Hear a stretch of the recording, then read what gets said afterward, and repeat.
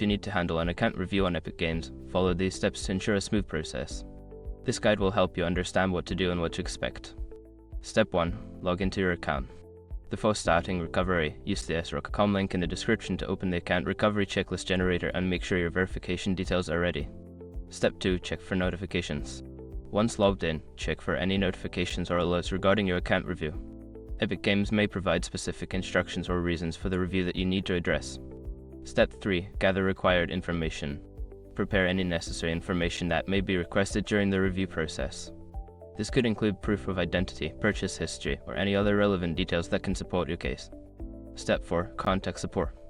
If you have specific questions or need assistance, reach out to Epic Games support.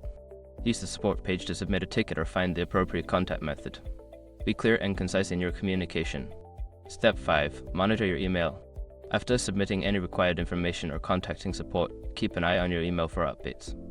Epic Games will communicate any decisions or further actions needed through your registered email. By following these steps, you can effectively navigate the account review process on Epic Games. Stay patient and proactive to ensure a positive outcome.